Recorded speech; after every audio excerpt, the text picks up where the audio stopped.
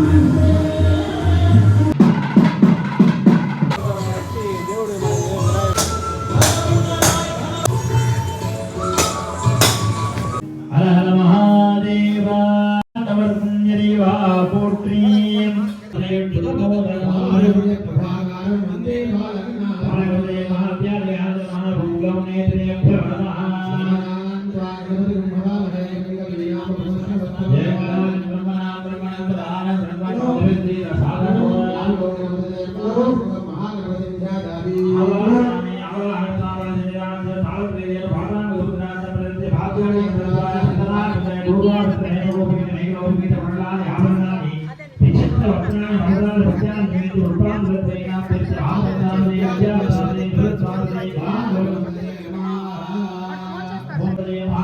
ஸ்ரீ ஹரி க்ளீம் லாம் லோம் வெங்கடபதி வரவரதே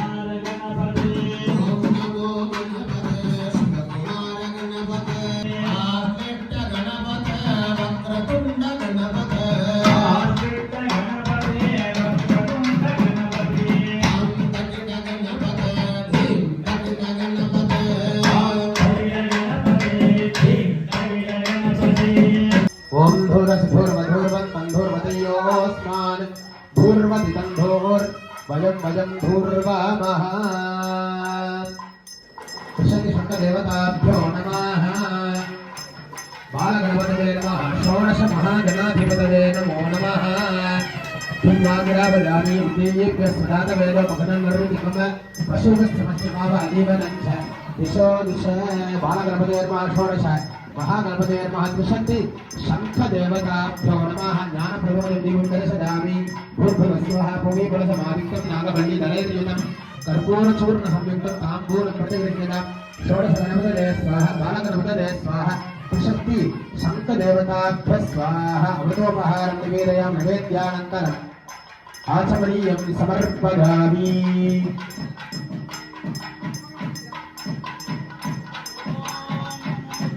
ओम नमो गणपतये नमो गणपतये नमः प्रमथपतये नमस्ते स्त्रम्भोगनादिदे गणपताय विघ्न विनाशने शुभसदाय श्रीवरद मूर्तये नमो नमः बालविनायकाय नमो नमः षोडश महागणपतये नमः त्रिशक्ति शङ्खदेवताभ्यो नमः आनन्दगोलालमङ्गल कर्पूर नीराजनं दर्शयामि दिव्यरक्षां धारयामि ओम गजाननाय ओम गजाननाय ओम गजाननाय ओम गजाननाय ओम गजाननाय ओम गजाननाय ओम गजाननाय ओम गजाननाय करतमोदकं सदामि लोके पराधरावतं सरं विराजयो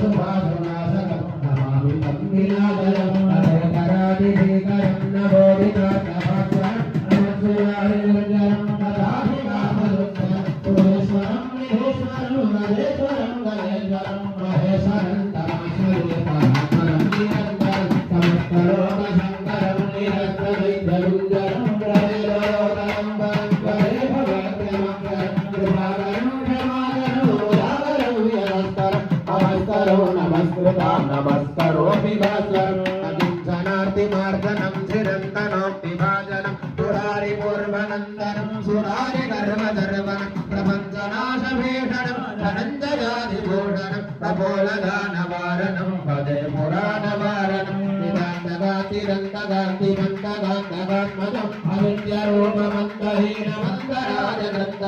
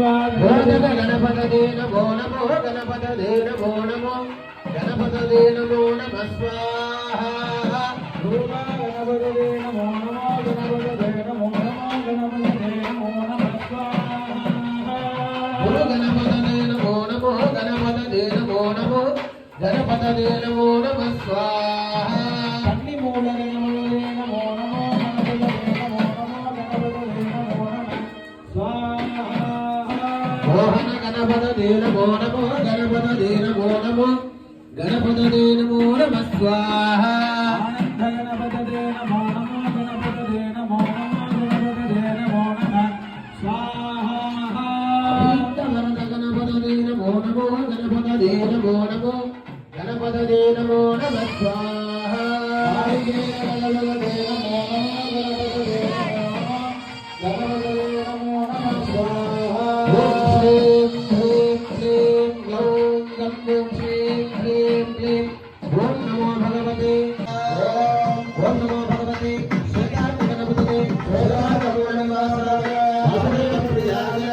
ప్రజాపతి రక్షకాయ సూర్యవరదాయ కుమారగురవే రాహికావే రోహికోహి సర్వభూషణాయ సర్వభూషణాయ శశాంకశేఖరాయ సర్వమానాలమృతాయ సర్వధ్వజాయ సర్వవాహనాయ సాధికాయ దేహే దేహే అవసరవదయ ఓం సత్యవదనదే భద్రసురగణపతదే వరవరద సర్వపురుషవశంకర సర్వదక్షవశంకర సర్వస్వశంకర శ్రీగురు శ్రీగురు సర్వదోషానవత్తయ సర్వవ్యాధేరకృతయ సర్వవిషాద సంహర సంహర సర్వదారిద్ర్యం మోచక మోచక సర్వవిఘ్నాన సిద్ధి సిద్ధి సర్వజ్వరాని స్ఫోటయ స్ఫోటయ సర్వసంపూర్ణ ఉత్సాహయ ఉత్సాహయ సర్వసిద్ధం గురు గురు సర్వకార్యాన సాధయ సాధయ ఓం కామ్యేం గోం దైం గోం గణపతయే స్వాహా భగవతే శ్రీం హ్రీం మహాగణపతదే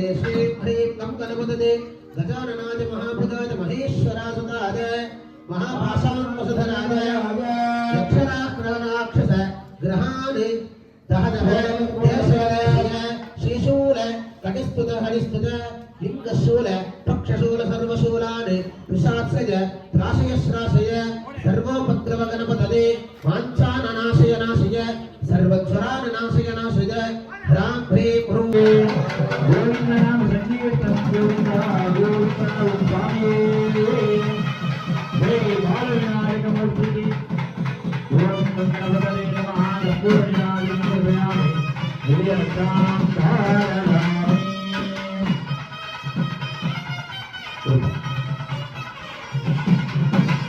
ஆலய நிர்வாகிகள் முக்கியஸ்தர்கள் எல்லோரும் நமது பாலகணபதி யாகத்தினுடைய முன்பாக வருகை தந்து சங்கல்ப பூஜையில் கலந்து கொள்ள அன்போடு அழைக்கிறோம்.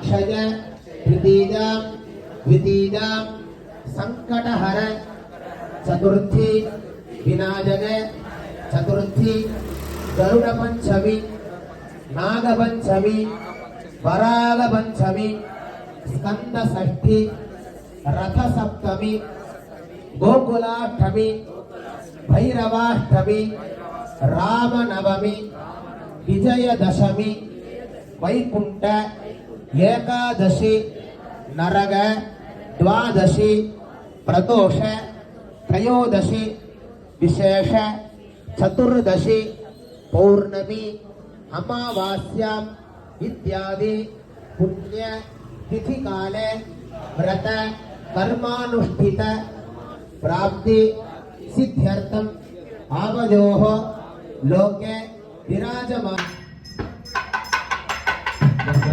महाराज कोटि सूर्य समप्रभा निर्विघ्नं कुरुते देव सर्वकार्येषु सर्वदा ओम देवाय दत्तमोदधारिणे वल्लभा प्राणदान्ताय श्री गणेशाय मंगलम बालप्रभुते नमो नमः आनन्दगोलाय मंगलमंगल पूर्णिराजनं दर्शयामि दिव्य रक्षाधारयामि बालविनायक मूर्ति की जय।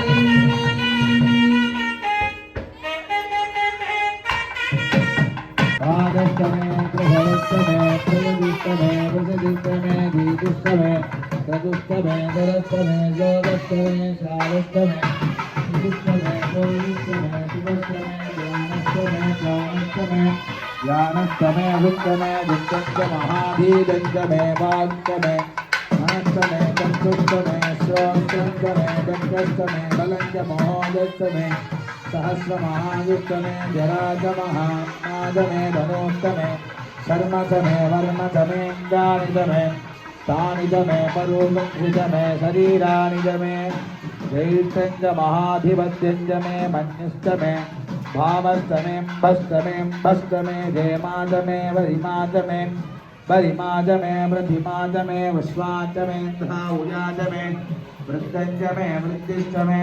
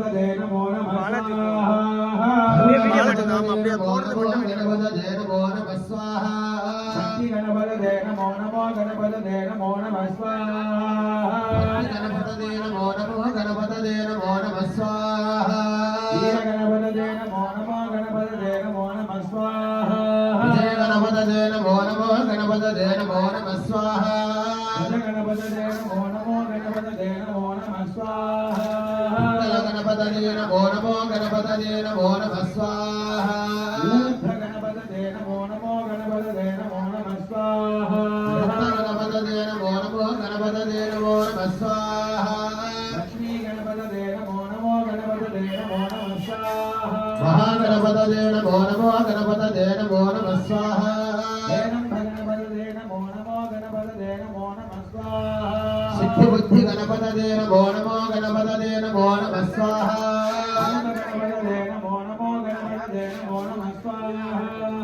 नवनिधि गणपतये नमो नमो गणपतये नमो नमः स्वाहा गुणनिधि गणपतये नमो नमो गणपतये नमो नमः स्वाहा प्रतिनिधि गणपतये नमो नमो गणपतये नमो नमः स्वाहा गणपतये नमो नमो गणपतये नमो नमः स्वाहा संकटहर गणपतये नमो नमो गणपतये नमो नमः स्वाहा लंबोदराज हेरंबादनालिगेर प्रियाद मोदक भक्षिणाय मम अभीष्टबलं देहि देहि प्रतिकूलं नश्यतु अनुकूलं मे वसमानय स्वाहा अभीष्टवरद गणपतये स्वाहा ओम श्रीं ह्रीं क्लीं ग्लौं गं ऐं गजनीलक्रीं तत्सवितुर्वरेण्यं गणपतये क्लीं हसहसलक्रीं भर्गो देवस्य धीमहि वरवरदसौः सकलक्रीं धियो न प्रचोदयात्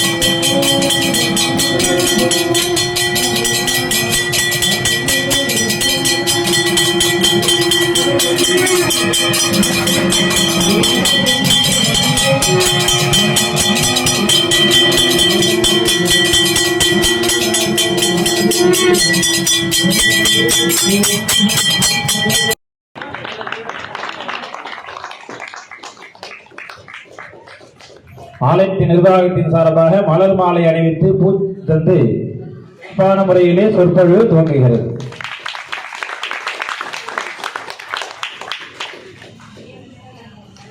நிர்வாகிகள் எல்லார் சார்பாகவும் ரொம்ப இந்த அழகான திரிகுட நன்னீராட்டு பெருவிழாவினை முன்னிட்டு விநாயக பெருமானுடைய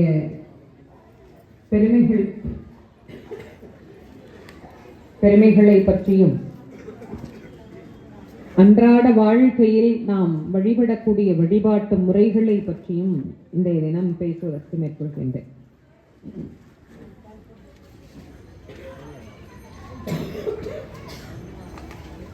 தலைப்பில்லாமல் பேசக்கூடாது, குறிக்கோள் இல்லாமல் வாழக்கூடாது. அப்படி குறிக்கோளோடு வாழ்ந்தவர்கள் தானும் வாழ்ந்தார்கள், மற்றவர்களையும் திடீர்னு கடவுள் நம்ம முன்னாடி வந்துட்டா என்ன வர கேட்கறது எதாவது யோசிச்சு வச்சுக்கீங்களா? இல்ல சில பேர் இப்படி இல்லைங்கிறத பார்த்தா நீங்க வேற சும்மா இருக்குமா, கடவுளாவது எங்க முன்னாடியாவது வர்றதா? அதெல்லாம் வரமாட்டார். அவருக்கு என்ன வேற வேலை வெட்டியா இல்லை அவர் எங்க முன்னாடி வர்றதுக்கு அப்படின்னு.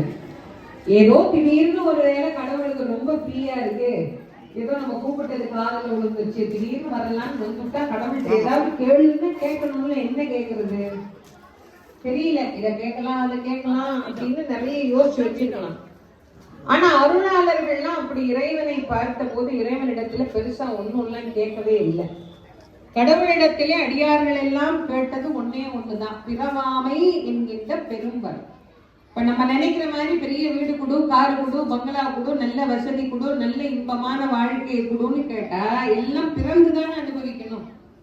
பிறந்தா இன்பம் வருவது போல் ஒரு பக்கம் துன்பம் வரத்தானே செய்யும். எவ்வளவு கோடி பணம் இருந்தாலும் சுகர் வந்துட்டா அவனே அவனுக்கு தானே ஊசி போட்டுக்கணும், அடுத்த ஆள் வச்சு ஊசி போட முடியாது தானே. கோடிக்கணக்கில பணம் இருக்குது, என்ன பண்றது? ஆள் வச்சா ஊசி போட முடியும், சக்கரை சாப்பிட முடியாது, ஸ்வீட்டு சாப்பிட முடியாது. இது பிறந்துட்டா இந்த பிரச்சனை வந்தா அனுபவிச்சிடணும், அவ்வளவுதான், அதை ஒண்ணும் பண்ண முடியாது. அதனால்தான் பெரியவங்க எல்லாம் தெளிவா கேட்டாங்க, பிறக்கவே வேணாம்னாங்க. பிறக்கவே இல்லைன்னா நமக்கு இந்த துன்பமே இல்லை. பிறவாமை என்ற பெரும்பரத்தை கடவுள்கிட்ட கேட்கணும். நீங்கெல்லாம் நல்ல ஞாபகம் வச்சுக்கோங்க. காலையில ஒரு 1008, இந்த 1008 போட்டு முடிச்சுட்டு அப்பாடான்னு போய் உட்காருவாங்க. உச்சி மணி அடிச்சிருக்கு. அப்புறம் உச்சி பொழுது 1008 போட்டு முடிச்சுட்டு கொஞ்சம் போய் சாயலாமேன்னு இப்படி நினைப்பாங்க. சாயரட்ச மணி அடிச்சு அப்புறம் சாயங்காலம் 1008 3024 போட்டு முடிக்கிறதுக்குள்ள அடுத்த நாள் பொழுதே முடிஞ்சு போயிடும். பாவம் தேவர்கள் எல்லாம் வெந்து நொந்து நிலை குலைந்து கடைசியா கை லாஸ். கையில இருக்கிறதெல்லாம் லாஸ் ஆனாதான் ரொம்ப பேருக்கு கைலாஷ் அப்படின்னு ஒரு இடம் இருக்கிறதே ஞாபகத்துக்கு வரும். இருக்கிற வரைக்கும் தோணாது, இருக்கிற எல்லாம் போச்சுன்னா ஆகா அங்க ஒருத்தர் கைலாசபதி இருக்கிறாரு நேர சிவபெருமான் கிட்ட போற மாதிரி. எல்லாம் முடிஞ்சதுக்கு அப்புறம் இவங்க எல்லாம் நேர சிவபெருமான் கிட்ட போறாங்க. சிவபெருமான் கிட்ட போனா சிவபெருமான் இல்லப்பா ஏன் இவ்வளவு வாட்டமா வருத்தமா இருக்குது சாமி, இந்த கஜமுகாசூரனால நாங்க ரொம்ப துன்பப்படுறோம், எங்களை காப்பாற்றும். அப்ப சிவபெருமான் தேவியோட மந்திர சபைக்கு எழுந்தருள். கைலாயத்துல அது ஒரு பகுதி. பிள்ளையார் மஞ்சள்ல இருந்து வந்தார், அப்புறம் சந்தனத்துல இருந்து வந்தார். சரி அதெல்லாம் கூட பரவாயில்ல அப்படின்ட்டு போனா அழுக்குல இருந்து வந்தார். பார்வதி பல காலம் குளிக்கல போல இருக்கு. நமக்கே பரவாயில்ல, தண்ணி எல்லாம் வருது, தண்ணி கஷ்டம்லாம் இல்லாத இருக்கிறோம் சௌக்கியமா கடவுள் புண்ணியத்துல. கையில் எடுத்துக்கொண்டு விநாயக பெருமான் அவதாரம் பண்ணினார் பிரணவத்தில் இருந்து அப்படின்னு அருணகிரி பெருமான் பதிவு பண்ணார். அந்த சிந்தாமணி பதித்த தங்க குடம் அது எதுக்குன்னா அதுல தினம் கங்கை நீர் கொண்டு வந்து அப்பா அம்மாவை பூஜை செய்வார் பிள்ளையார். ஆனை கொம்பிற்கு இவன் இன்னும் வரம் பெறவில்லையே என தன் முகத்தில் அழகாக இருந்த 2 தங்கம். யானைக்கு அதனுடைய தங்கம் அழகு, மயிலுக்கு தோகை அழகு, கூந்தல் அழகு, ஆண்களுக்கு எல்லாம் அழகு. அவன் சாகா வரம் வாங்கினவன் மூஷிகமா வந்தான். பெருச்சாரு சின்ன உயிராச்சு, இத கொல்ல வேணாமேன்னு சுவாமி கருணை மழை பொழிந்தார். இந்த கருணை மழையினாலே அஞ்ஞானம் நீங்கி மெஞ்ஞானம் பெற்று பணிந்து வினை கணிந்து விநாயக பெருமானை வணங்கி இருந்தார். இந்த தேவர்கள்லாம் சொன்னாங்க, சாமி சாமி பெருச்சாலிய வெளியே விட்டுடாதீங்க, மறுபடியும் எதனா பிரச்சனை பண்ணாலும் படும், தயவு பண்ணி நீங்களே பக்கத்திலே வச்சுக்கிட்டீங்கன்னா நாங்க சந்தோஷப்படுவோம். சரி, இனிமே நீ நமக்கு வாகனமாயிடுன்னு சுவாமி அதை வாகனமாக்கிட்டார். மூஷிக வாகன மோதகஸ்தன் இன்னமும் நாம அவரை சொல்றோம். இப்ப தேவர்கள்லாம் சேர்ந்து சொன்னாங்க, சாமி சாமி இனிமே அவங்கிட்ட போட்ட தோப்புக்கரணம் எல்லாம் நாங்க உங்ககிட்ட போடணும். எத்தனைப்பா? 3024. இதுல இருந்து உங்களை காப்பாற்றத்தான் ராஜாவா இருந்தவனை எலியா மாத்தி வச்சிருக்கேன். ஒரு மனிதனுக்கு மனதுக்குள்ள அடிக்கடி தோன்றுகிற நல்ல குணம் என்ன தெரியுமா? நான் நான் நான் நான் இல்லைன்னா இந்த காரியம் நடக்குமா, நான் இல்லைன்னா இந்த கட்சி முன்னேறுமா, நான் இல்லைன்னா இந்த குடும்பம் நடக்குமா, நான் இல்லைன்னா இந்த வீதி நல்லா இருக்குமா, நான் இல்லைன்னா இந்த நாடு நல்லா இருக்குமா, எல்லாம் நான் நான் நான் நான் நான் நான் தான். இந்த நான் அற்று தான் பெற வேண்டும் என்றால் ஆணவம் அழியும். இந்த ஆணவம் எப்படி அழியும்? அன்றாடம் நம்ம கிட்ட இருக்கிற ஆணவ சிந்தனையை அழிக்கணும். அதுக்காக தான் அந்த காலத்துல என்ன பண்ணாங்க, இந்த காதை இப்படி பிடிச்சி இழுத்தா அகங்காரம் என்பது குறைந்து மமகாரம் என்பது அதிகமாகும். முக்கியமா ஒண்ணு, அகந்தையை அவர் திருவடியில வச்சுட்டு, பெருமானே என் அறியாமையை ஏற்றுக்கொண்டு என் ஆணவத்தை அழித்து எனக்கு நல்ல அறிவையும் தெளிந்த ஞானத்தையும் எனக்கு தரணும். பிள்ளையார்ட்ட எது தொட்டாலும் விட்டுருவேன்.